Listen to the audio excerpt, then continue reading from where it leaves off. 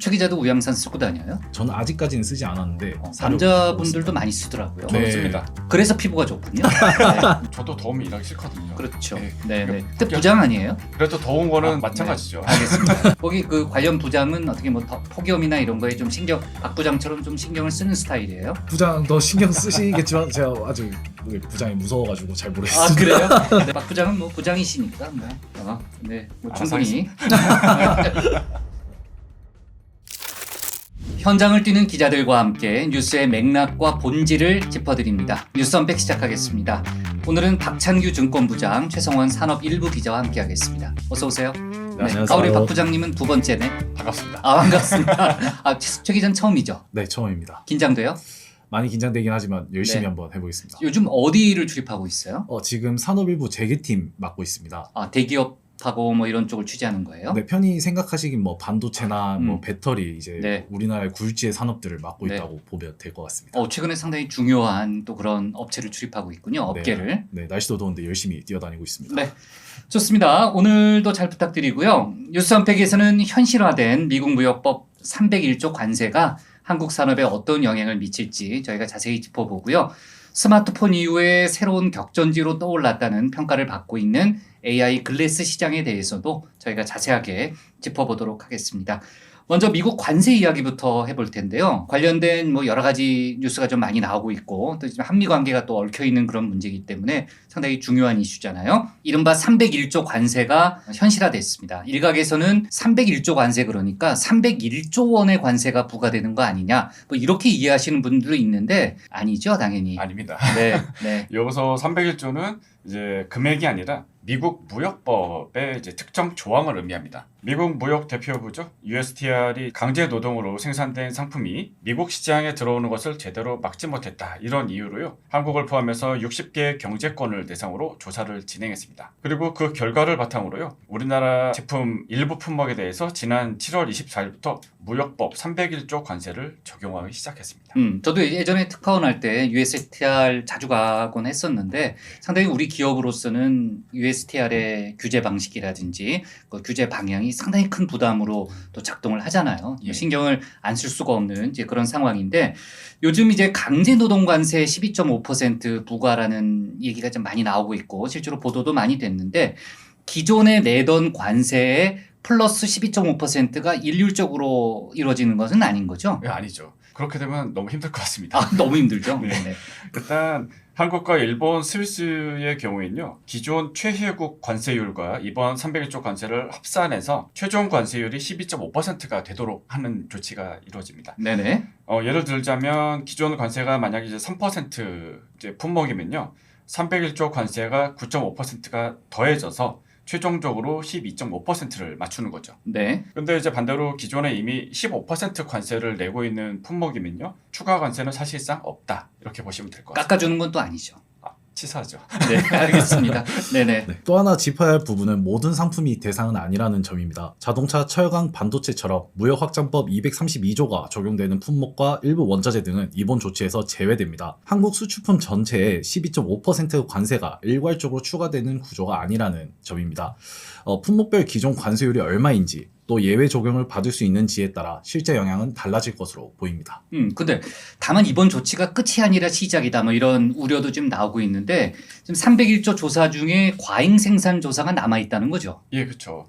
그러니까 지금 조사가 두 가지인데 네. 그중에 한 가지만 먼저 진행된 거고요. 강제 노동 관련된 부분만 이번에 좀 결론이 났다. 이렇게 아까 12.5% 부분이 그 부분이고요. 네, 그렇죠. 네네. 강제 노동으로 제품을 저렴하게 만들었으니까 그만큼 관세를 부과한다. 이제 그런 의미였고요. 네. 그래서 한국을 포함해서 16개 경제권을 대상으로요. 구조적인 과잉 생산이 미국 산업에 피해를 주는지 별도 조사가 진행이 되고 있습니다. 그래서 산업별 공급 능력과 시장 왜곡 여부 이런 걸 다 종합적으로 따져야 되기 때문에 조사에는 시간이 이제 더 필요한 상황이고요. 현재까지는 이제 구체적으로 대상 품목이나 관세율이 아직 정해지지 않은 상태입니다. 철강과 배터리처럼 공급 과잉 논란이 있었던 업종들은 조사 범위가 어디까지 확대될지 촉각을 곤두세우고 있습니다. 파장이 클 수밖에 없으니까요. 맞습니다. 네네. 강제노동 문제만으로 한국산 일부 품목에 12.5% 관세가 부과된 만큼 만약 과잉 생산 문제가 인정될 경우 추가 관세 가능성도 배제하기 어렵습니다. 만약에 이제 추가 관세가 합쳐질 경우에는 한미 관세 협상에서 합의한 15% 수준을 넘어설 수 있다는 우려도 나옵니다. 한국 정부가 추가 조치 역시 기존 합의의 상한 안에서 관리해달라고 요구하는 이유입니다. 사실 뭐 15%도 적은 건 아니죠. 그렇죠. 높은 수치긴 하지만 일단 우리로서는 그건 무조건 지켜야 되는, 사수해야 되는 그런 마지노선이네요. 그렇죠? 맞습니다. 자, 정리를 해보면요. 이번 301조 조치는 그러니까 한국산 제품 전체에 일괄적으로 12.5%의 관세를 부과하는 건 아닙니다. 아까 이제 박 부장이 설명했던 대로 최종 목표치를 거기에 이제 맞추는 그런 구조인데, 문제는 조금 전에 이제 최 기자도 얘기했습니다만 이제 여러 기업 쪽에서 신경을 곤두세우고 있는 이유는 이제 301조 조사가 더 남아있기 때문에 그런 거고요. 앞으로 한미 관계 내에서 저희가 좀 통상적인 협상 관계를 조금 더 신중하게, 더 적극적으로 해야 되는 그런 상황으로 보이네요. 자, 좋습니다. 이번에는 스마트폰 다음 격전지로 꼽히는 AI 글래스 시장 이야기를 해볼 텐데요. 이미 메타가 시장을 열었고 삼성전자와 구글이 도전장을 던졌습니다. 사실 애플도 2027년쯤에는 참전할 수 있다, 이런 전망까지 나오는 상황인데요. 스마트폰 이후에 새로운 플랫폼 경쟁이 본격적으로 달아오르고 있다, 뭐 이렇게 봐야 되는 겁니까? 네, 저는 개인적으로 그렇다고 보입니다. 그렇게 봐요? 네. 네네. 메타의 레이벤 스마트 글라스가 시장에서 좋은 반응을 얻으면서 안경이 AI 시대의 새로운 인터페이스가 될 수 있다는 기대가 커지고 있습니다. 시장 조사 업체 IDC에 따르면 올해 1분기 세계 스마트 글래스 시장에서 메타는 약 69%의 점유율을 차지했습니다. 선글라스처럼 자연스러운 디자인에 강력한 브랜딩 파워와 판매망을 결합하면서 시장을 먼저 선점한 효과를 보고 있다고 판단됩니다. 어쨌든 선점 효과가 있네요. 69%라고 그랬죠. 네. 뭐 상당히 지금 이제 앞서가고 있는 그런 상황인데, 삼성전자가 이제 뒤 따르고 있잖아요. 삼성전자가 최근 공개한 AI 글래스는 어떤 제품이에요? 네, 삼성전자와 구글이 함께 개발한 안드로이드 XR 기반의 AI 글래스입니다. 퀄컴의 저전력 칩을 사용하고 젠틀몬스터와 워비 파커 같은 안경 브랜드와 협업해 디자인에도 공을 들였다고 평가받습니다. 기본 방식은 카메라와 마이크, 스피커 등을 통해 사용자가 보고 듣는 상황을 AI가 이해하는 구조입니다. 예를 들어 길 안내를 받거나 외국어를 실시간으로 번역하고 사진을 촬영하는 등 일상 속 다양한 기능을 수행할 수 있습니다. 중요한 점은 이제 아직 화면이 없는 제품이라는 거거든요. 화면이 없어요? 네. 네. 저도 이 스마트 글라스 관심이 많아서 좀 네네. 비교를 좀 해봤는데 네. 화면이 없더라고요. 뭐 증강현실 안경을 기대하신 분들도 있었어요. 영화에서 그런 게 많이 나오니까요. 그쵸. 그렇죠? 스마트폰과 연결해서 카메라와 음성으로 AI를 호출하는 착용형 비서에 가깝다, 이렇게 평가를 받고 있습니다. 스마트폰을 꺼내지 않고도 이제 주변 상황을 AI에게 물어보고요, 답을 얻는 방식이다, 이렇게 보시면 되고요. 올 가을 출시를 예고를 했습니다. 요즘 뭐 AI를 도구로 많이들 쓰니까요. 아까 이제 착용형 비서라고 박 부장이 이제 설명을 했는데, 최 기자, 그러니까 삼성전자가 개발하는 AI 글래스의 경쟁력은 어디에 있다고 봐야 되는 거예요? 핵심은 구글의 제미나이와 삼성 갤럭시의 생태계의 결합입니다. 생태계의 결합. 네. 내장 카메라가 사용자가 보고 있는 장면을 이해해 길 안내나 실시간 번역을 제공하고, 회의 내용을 촬영하면 삼성 노트로 정리하는 것도 가능합니다. 한 번 충전으로 최대 9시간을 사용할 수 있고, 디자인도 가볍고 얇아서 이제 일상생활에도 가볍게 이제 착용할 수 있다는 것이 강점입니다. 상당히 디테일하게 취재했네요.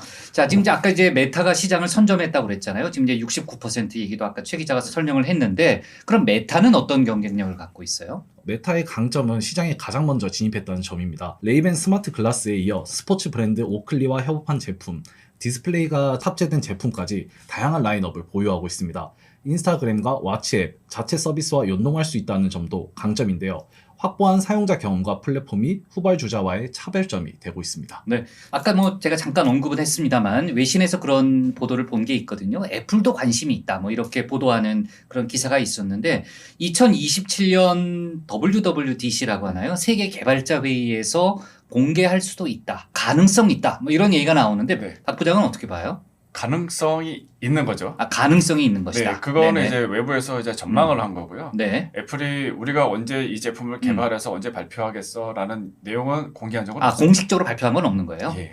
그래서 그런 이제 루머가 계속 이제 나오고 있는 거고요. 네. 2027년 공개를 목표로 이제 디스플레이가 없는 AI 안경을 개발 중이다, 이렇게 외신 보도가 계속 이어지고 있습니다. 보도는 계속 나오고 있는 거죠. 그쵸. 네. 일단 시장 진입 자체가 메타나 삼성보다는 좀 늦잖아요. 그렇죠. 그런데도 네. 지금 관심을 많이 보이는 이유가 애플을 중심으로 한 생태계가 워낙 강점이 있다 그렇죠. 보니까. 애플 생태계 상당히 크잖아요. 그렇죠. 네네. 아이폰이나 에어팟, 애플워치 이용자를 이제 자연스럽게 연결할 수도 있고요. 그리고 이제 기기 내부에서 정보 처리하는 방식으로 개인정보 보호도 강조할 가능성도 있다. 이렇게 여러 가지 설이 계속 나오고 있습니다. 네, 뭔가 좀 준비하고 있는 건 아닐까라는 생각이 절로 들긴 하네요. 그렇죠. 그쵸? 이 시장을 네. 놓칠 수는 없겠죠. 그렇죠. 뭐 현실성이라든지 기술력이라든지 이런 것들을 좀 연구해보고 뭐 아마 그런 과정이 있지 않을까 하는 예상을 좀 해볼 수 있겠네요.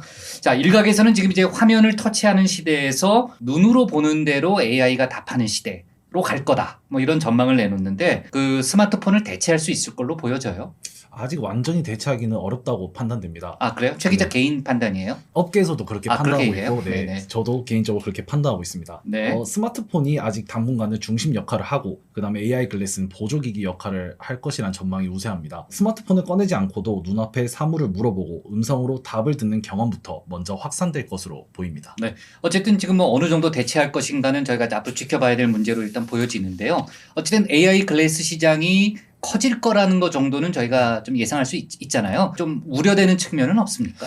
가장 큰 문제는 사생활 침해 문제잖아요. 사생활 침해. 네. 얼굴에 착용해서 그렇죠. 내가 보는 거를 그대로 같이 볼 수 있기 때문에 네네. 카메라가 달려 있잖아요. 그렇죠. 그래서 주변을 항상 지켜보는 구조다 보니까 이제 다른 사람이 나를 촬영하고 누군가를 찍고 있다. 이거를 항상 염두에 둬야 돼요. 그렇죠. 신경 쓰이죠. 당연히 그렇죠. 신경 쓰이죠. 근데 그런 사실을 인지하는 게 좀 어려울 수가 있다 보니까 네. 사생활 보호 문제가 계속 나오고 있고요.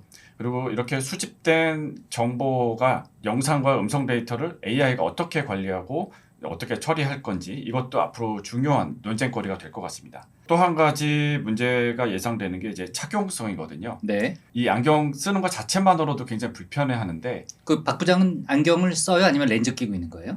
저는 이제 예전에 어. 라식 수술했습니다. 예. 안경을 썼었는데 예. 최 기자는요? 저도 스마일 라식 했습니다. 아, 그래요? 네, 알겠습니다. 안경이 너무 불편해서 이렇게 어. 수술까지 하고 하잖아요. 네, 네. 그런데 이렇게 무거운 스마트 글래스를 쓴다 그러면 오래 쓰진 못할 것 같습니다. 그리고 이게 어쨌든 배터리도 들어가고 칩도 들어가는 거여서 그렇죠. 발열 문제도 좀 우려가 되고요. 그렇죠. 땀도 나고 뭐 그렇죠. 여러 가지로 그렇죠. 그래서 이 활용성을 얼마나 개선할지 이 부분이 또 관건으로 꼽히고 있고요. 네. 그래서 일상 기기로 자리 잡는 데는 좀 시간이 걸리지 않겠느냐 이렇게 전망을 하고 있습니다. 자, 정리를 해보면요. 지금 일단 메타는 선점 효과를 누리고 있는 걸로 보입니다. 이제 후발주자인 삼성은 갤럭시 생태계를 결합해서 추격에 나선 그런 상황이고요.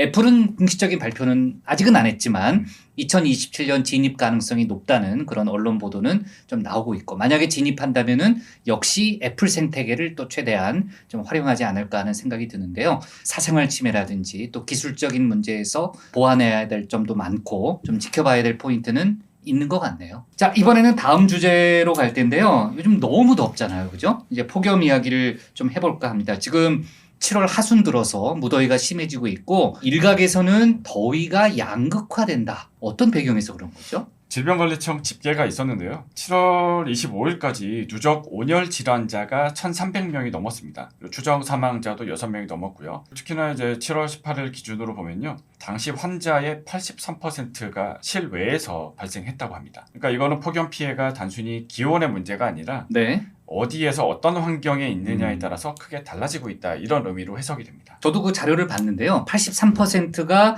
야외 작업장과 논밭에 집중돼 있다. 뭐 이런 내용이더라고요. 이제 여러 통계가 다 모여 있는 거거든요. 네. 말씀하신 대로 이제 야외 작업장이나 논밭 외에도요. 길가라던가 운동장이라던가 그러니까 걸어가거나 운동을 하는 중에도 이렇게 질환이 발생할 수 있기 때문에 그럼요. 그 통계가 다 모인 거라고 보시면 될 것 같습니다. 네네. 구체적으로 보면 이제 야외 작업장에서 발생한 환자가 이제 200여 명이고요. 논밭에서 발생한 환자가 이제 160명 정도 되는데 네. 두 장소 합치면 403명입니다. 근데 숫자와 관계없이 일터와 농촌 현장이 이렇게 폭염에 특히 취약한 공간이다. 이런 점은 좀 분명하죠. 그 반면 유통가는 폭염 특수를 누리고 있다. 뭐 이런 얘기도 좀 들리는데 관련 제품 판매가 상당히 큰 폭으로 증가했다는 거죠. 네, 대표적으로는 햇빛과 비를 동시에 막아주는 우양산 매출이 크게 늘었습니다. 우양산. 네. 네네. GS25의 우양산 매출을 보면 지난해보다 913% 급증한 걸 볼 수 있는데요. 생수와 얼음, 냉방용품 판매도 함께 늘었습니다. 폭염이 누군가에게는 생존을 위협하는 위험이지만 다른 한편에서는 새로운 소비 수요를 만들어내고 있습니다. 기후변화가 경제 활동에도 직접적인 영향을 미치고 있다는 의미입니다. 최 기자도 우양산 쓰고 다녀요? 저는 아직까지는 쓰지 않았는데 요즘 사람들이 많이 쓰고 다녀서 사려고 하고 남자분들도 있습니다. 많이 쓰더라고요. 저는 네. 씁니다. 써요? 네, 씁니다. 그래서 피부가 좋군요. 네, 네. 선글라스도 씁니다. 아 그래요? 네, 알겠습니다. 저도 이제 선크림도 안 발라가지고 저는 이제 피부가 지금 갈수록 좀 거칠어지고 있는데 저도 이제 박 부장을 좀 배워야 되겠네요. 저도 우양산 사러 가야겠습니다. 그러니까 우양산 판매가 지금 늘고 있다고 하니까 네. 살 수는 있는 거죠? 네, 아직까지 살 수는 있는데 이제 네. 나중에는 더 못 사실 수도 있으니까 아, 빨리 그래요? 사셔야 될 것 그럼 같습니다. 끝나고 같이 갑시다. 네, 알겠습니다. 좋아요. 자, 정부와 지방자치단체 대응도 저희가 좀 살펴봐야 되는데 지금 이제 매년 폭염과 폭우가 좀 반복되고 있는 이제 그런 상황이잖아요. 근데 일각에서는 재난이 발생한 뒤에야 긴급 예산을 투입하는 거 아니냐 이렇게 비판하는 목소리도 있는데 최 기자는 어떻게 봐요? 이번에는 중앙정부가 먼저 움직였다고 볼 수 있습니다. 지난해 4월 지자체 폭염 대책을 위한 특별교부세 300억 원을 미리 내려보냈는데요. 지난해보다 2배 늘어난 규모입니다. 무더위 쉼터 운영, 취약계층 보호 물품 지원 등의 다양한 곳에 활용할 수 있는 재원으로 올해도 중앙정부와 지자체가 예산을 계속 미루고 있다고는 단정하기 어렵습니다. 일회성 지원만으로는 아무래도 좀 한계가 있거든요. 그렇겠죠. 네. 그래서 이제 폭염 같은 경우는 이제 매년 반복되는 문제인데 뭐 낡은 주택의 단열과 냉방 시설을 좀 개선하고 그리고 학교나 작업장의 차열 설비도 좀 필요할 거고요. 이제 무엇보다 도시 녹지라든가 그늘 공간 같은 이런 공공 디자인도 좀 중요할 거고요. 침수 방지 시설 이런 것도 좀 장기 투자가 좀 필요하다 이런 지적이 나오죠. 매년 폭염이 닥친 다음에 이제 예비비를 찾는 방식이 아니라 상시적인 기후 적응 예산 체계를 마련해야 된다 이런 지적도 나오고 네, 있습니다. 뭔가 좀 시스템을 바꿔야 되는 건 분명해 보이네요. 예. 네. 자, 그리고 이제 노동 현장의 작업 중지 기준 뭐 계속해서 논란이 되고 있는 그런 상황인데 체감 온도가 35도를 넘으면 작업을 중단할 수 있는 제도. 노동계에서 뭐 계속해서 그 얘기를 하고 있었는데 지금 마련이 돼 있는 상태입니까? 현재까지 35도 이상은 공고 사항일 뿐입니다. 체감 온도가 33도 이상일 때는 2시간마다 20분 이상 휴식을 부여해야 되는 법적 의무가 적용됩니다. 네. 하지만 체감 온도가 35도 이상일 때는 매시간 15분 휴식과 오후 야외 작업 중단, 38도 이상일 때는 긴급 조치 작업의 5개 작업 중지는 강한 권고 성격이 강합니다. 노동계가 요구하는 작업 중지권도 법으로 확정된 상태는 아닙니다. 그래서 중요한 게 이제 현장에서 실제로 이 기준이 작동하도록 만드는 게 가장 관건으로 그게 중요한 꼽히거든요. 거죠. 저도 더우면 일하기 싫거든요. 그렇죠. 네. 네, 네. 그러니까 근데 부장 아니에요? 그래도 더운 거는 그래요? 마찬가지죠. 네. 알겠습니다. 네, 네. 중요한 게 이제 밖에서 일하시는 분들 같은 경우는 여러 가지 좀 어려움도 많다고 들었는데요. 그럼요. 이제 이렇게 쉬면서 일하는 시간이 줄어들면 일당이 줄어들 가능성도 있고요. 일하는 시간이 줄어드니까 납기를 맞추지 못할까봐 이제 노동자가 스스로 이제 휴식을 포기하는 경우도 생길 수 있고요. 아무리 좋은 지침이 있어도 이제 사고를 막기는 어렵다 이런 평가도 나오고요. 휴식 기준뿐만 아니라 이제 사업주가 얼마나 잘 지키느냐, 감독 체계라든가 작업 중단에 따른 손실 보전 방식 뭐 이런 부분까지 이제 같이 고민을 해야 되는 시기가 아닌가 이런 지적도 계속 나오고 있습니다. 네. 자, 정리를 해보면요. 아까 저희가 양극화라는 표현도 썼습니다만 폭염은 누구에게나 찾아오지만 피해가 모두에게 같은 크기로 나타나는 건 아니죠. 일회성 그런 지원에 그치지 말고 주거 환경이라든지 어떤 노동 환경, 시스템 자체를 바꾸는 쪽으로 조금 더 신경을 써야 되지 않을까라는 그런 생각이 듭니다.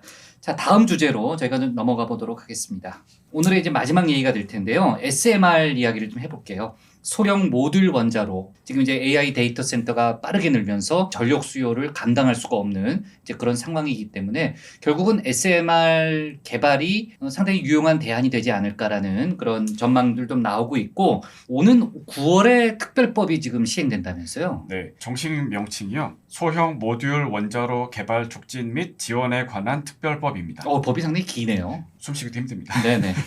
말 그대로 이제 SMR 산업을 육성하기 위한 법이잖아요. 그렇죠. 5년 네. 단위 기본 계획을 수립을 하고요. 개발촉진위원회를 구성하고 연구개발과 실증 부지, 비용 지원, 연구개발 특구 조성 이런 모든 다 지원 내용을 담고 있는 법입니다. 지난 3월에 공포가 됐고 오는 9월 11일부터 본격 시행 예정입니다. 9월 11일이면 얼마 안 남았네요. 예. 그렇죠? 이 법이 인허가 절차를 줄여서 SMR 상용화를 앞당기는 법이다. 뭐 이렇게들 많이 평가하고 있는데 제 설명이 정확한 겁니까? 조금 구분해서 볼 필요는 있습니다. 네. SMR 특별법 자체가 안전심사 기간을 줄이거나 안전검증 절차를 완전히 면제하는 법은 아닙니다. 원자로의 안전 인허가는 기존과 마찬가지로 원자력 안전법에 따라 별도로 진행됩니다. 다만 지난 5월 공포된 원자력 안전법 개정안에는 원자로 설계 초기 단계부터 주요 안전 쟁점을 사전에 검토할 수 있도록 하는 제도가 담겼습니다. 기존에는 설계가 어느 정도 완료된 뒤에 검토하던 안전 쟁점을 설계 초기 단계부터 미리 살펴볼 수 있도록 했다는 게 중심인데요. 상용화 과정에서 발생할 수 있는 불확실성을 줄이겠다는 취지로 보입니다. 네. 지금 이제 설명을 들어봤는데 SMR이 AI 데이터 센터 전력난의 해법으로 주목받는 이유가 뭡니까?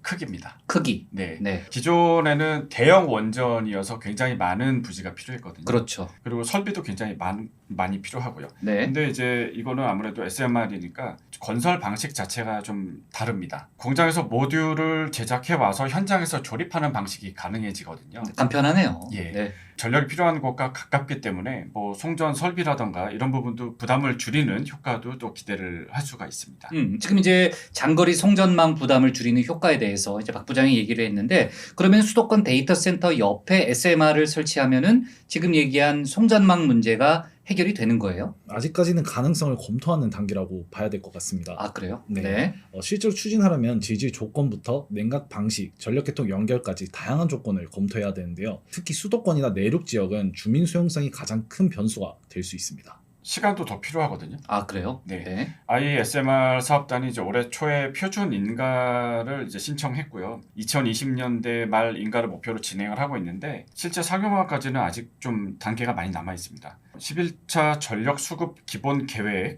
여기서도 이제 첫 가동 시점을 2035년으로 잡고 있거든요. 네. 그래서 결국엔 SMR은 데이터 센터와 전력 부족을 당장 해결하는 단기 처방이 아니라 중장기 전력 대안에 가깝다 이렇게 볼 수 있습니다. 네. 2035년이면은 좀 시간이 남긴 했지만 어쨌든 저희가 미래도 대비해야 되는 거니까 현재 전력난을 해결하려면은 SMR뿐 아니고 송전망 확충이라든지 뭐 에너지 효율 개선 또 기존 발전원을 또 활용하는 문제 이런 것들이 다 복합적으로 가야 되는 거네요. 네, 맞습니다.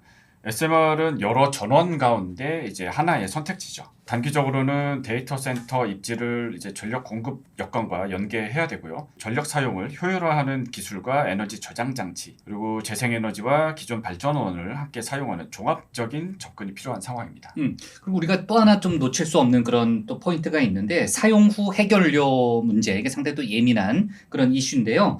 규모가 작은 원자로라고 해서 핵폐기물 문제가 완전히 사라지는 건 아니잖아요. 네, 크기가 작다고 해서 원자로라는 본질이 사라지는 것은 아닙니다. 그렇죠. 네, 네. 설계에 따라 발생량과 특성은 달라질 수 있지만 사용 후 핵연료와 방사성 폐기물이 발생한다는 점은 기존 원전과 동일합니다. 현재 한국은 중간 저장 시설과 영구 처분 시설이 마련돼 있지 않아 사용 후 핵연료를 원전 부지 안에 저장하고 있는데요. 지난해 고준위 방사성 폐기물 특별법이 시행되면서 부지 선정 절차가 시작됐지만 아직 최종 처분 부지는 정해지지 않았습니다. 그리고 앞으로 SMR 보급을 좀 확대하려면요. 발전 단가 그리고 기술 경쟁력 이런 거 외에도요. 이제 폐기물 처리 비용도 같이 고려를 해야겠죠. 아, 그것도 중요한 문제죠. 사용 후 핵연료의 운반과 중간 저장, 최종 처분 비용까지 이제 사업 계획에 다 포함해야 된다 이런 의미거든요. 작고 안전하다 이 장점만 계속 강조해서는요 주민들의 신뢰를 얻기 어렵겠죠. 네, 자 좋습니다. 정리를 해보면요, SMR 특별법은 AI 시대 급증하는 전력 수요에 대비해서 관련 산업 육성 속도를 높이기 위한 그런 제도죠. 그러나 아까도 설명을 했습니다만 안전 인허가 절차 뛰어넘는 그런 법 아니고요. 또 곧바로 전력난을 다 해결하는 그런 만능 해결사도 아닙니다. 여러 가지 좀 짚어볼 포인트도 많고 또 중장기 과제로서 저희가 좀 차근차근 검토를 해야 될 그런 상황으로 보입니다. 자, 좋습니다. 오늘 뉴스 언팩은 여기까지 하도록 하겠습니다. 앞으로 지금 이제 대기업하고 반도체 쪽 취재를 한다고 그랬잖아요. 네. 지금 관련된 이슈가 너무 많잖아요. 네. 그럼 얼마 전에 그 성과급 이슈 있었을 때 그때도 되게 바빴겠네요. 삼성노조 그때 이제 투쟁할 때 엄청 네. 이제 현장도 많이 가고 이제 그래요? 밤낮 없이 일했던 기억이 납니다. 네, 아무래도 지금 또 반도체 국내 실적이 또 증시, 네. 최근 좀 롤러코스터 증시에도 또 영향을 주는 상황이고 관련 동향을 최 기자가 계속해서 취재를 해야 되겠네요. 네. AI 발전 속도에 따라 저도 네. 계속해서 취재를 따라가도록 그래요? 하겠습니다. 거기 그 관련 부장은 어떻게 뭐 폭염이나 이런 거에 좀 박 부장처럼 좀 신경을 쓰는 스타일이에요? 네, 부장 더 신경 쓰시겠지만 제가 아직 부장이 무서워가지고 잘 아 모르겠습니다. 그래요? 네, 알겠습니다. 뭐 박 부장은 뭐 부장이시니까 뭐 충분히. 자 뉴스는 하루 만에 지나가지만 그 이면의 흐름은 오래 남습니다. 뉴스 언팩은 앞으로도 복잡하고 중요한 이슈를 조금 더 쉽고 깊이 있게 풀어드리겠습니다. 오늘 내용 어떻게 보셨는지 댓글로 여러분의 생각 나눠주시기 바라고요. 시청해주신 여러분 고맙습니다.